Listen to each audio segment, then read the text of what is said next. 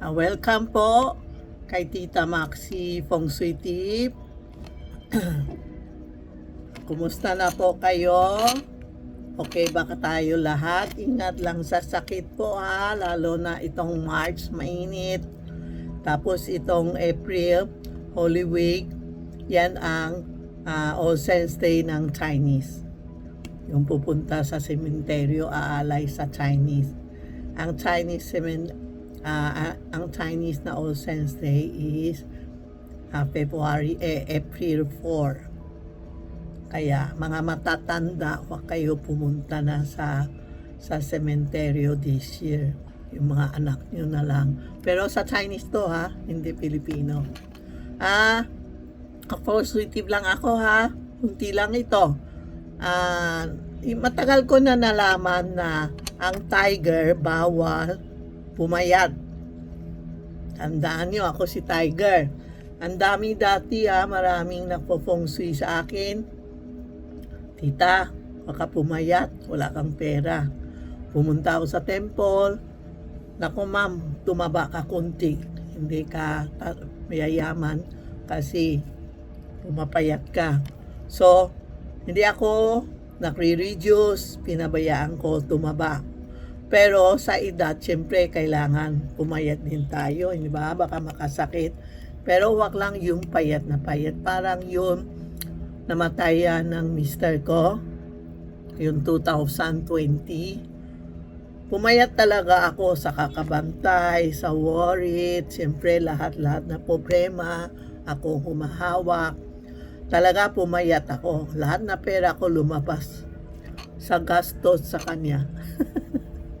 Kaya hindi ako napapapayat ngayon, basta iwas lang, huwag tayo makasakit. Be happy. Maski na wala na kasama mo, dasal ka sa kanya and be happy. Huwag tayo worried kasi iba matanda 60 plus lang pero guhit ang dami. Sabi ko, ma'am, huwag kayo mag-worried. Buhay lang yun, hindi natin alam kailan tayo aalis. Basta we promise we do good. Wala tayong kalma, no? Kung sino nagloloko sa atin o nagagalit sa'yo, inaaway ka, thank you ka.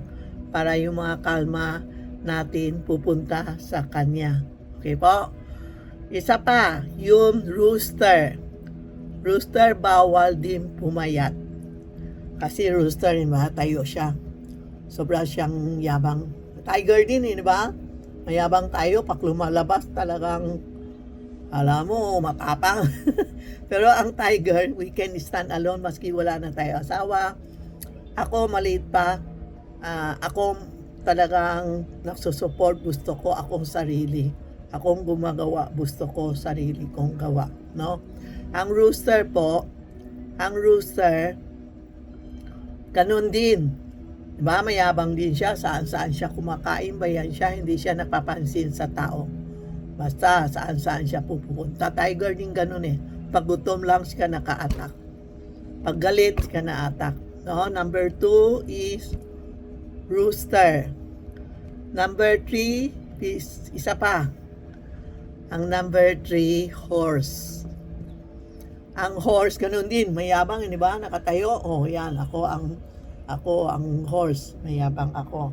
Itong tatlo, tiger, rooster, and horse, itong tatlo, ang the best, bawal pumayat.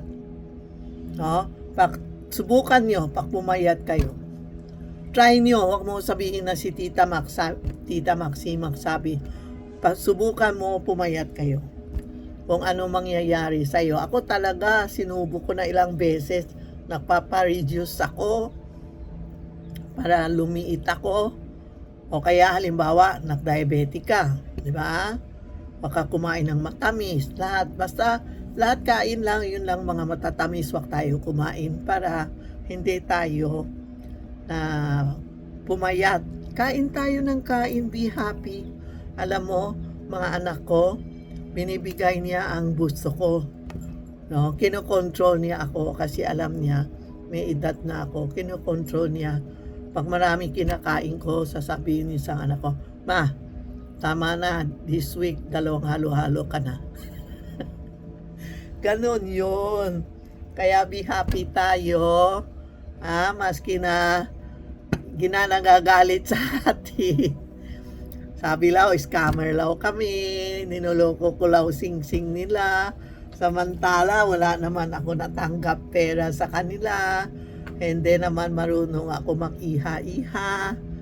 Yan po Be happy lang. Umpisa ngayon mga senior. Happy tayo. Kung anong bigay ng anak, kain. Huwag complain. Sabi yun, minsan ako complain ako sa anak ko. Bakit ang dami? Ma, thank you ka lang. Tahimik ka na. Huwag ka na mag-complain. Pag na-complain tayo, susunod wala na bibigay sa atin. Di ba? Basta we receive. Thank you tayo sa anak. Nagpre-pray tayo. Alam mo mga kaibigan, mga subscriber, pag nagdadasal tayo, yung dasal kasama sa anak, sa apo. Halimbawa, hindi mo natanggap, pero yung dasal mo, nasa anak mo, tingnan mo. Sika sa apo mo. Kaganda ang buhay ng anak mo, apo mo, dahil sa dasal mo. So, everyday magdasal tayo para mga anak natin will be good business, walang nag-aaway sa kanya, tapos mga apo nyo, very, very talented. Para ako, iniisip ko, dasal ako ng dasal, ano nangyayari sa akin. Ngayon nakita ko, mga apo ko, puro top notcher. Tingnan mo, 2 apo kong babae, nakasali sa fashion, gumaganda, nakasali sa mga fashion. At least proud since ama din, lola, na maganda ang apo, maganda din ang lola. Hindi po.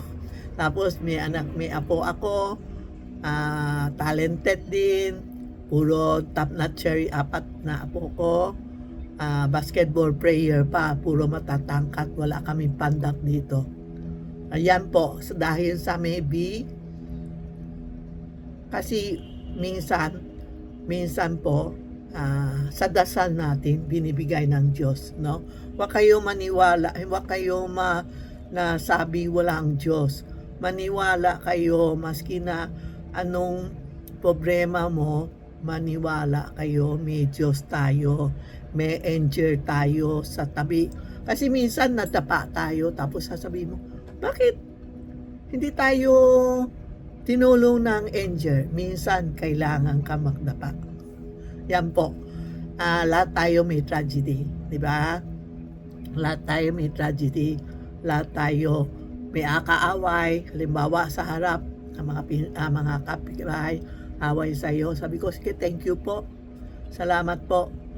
Yung mga malas ko, nasa kanya na. Kasi inaway niya ako. Yan lang po It's a feng shui tip. Huwag kayong magalit. Si Tita Maxi is only sharing. I'm a feng shui master. Hindi ako master. I'm a feng shui expert lang po.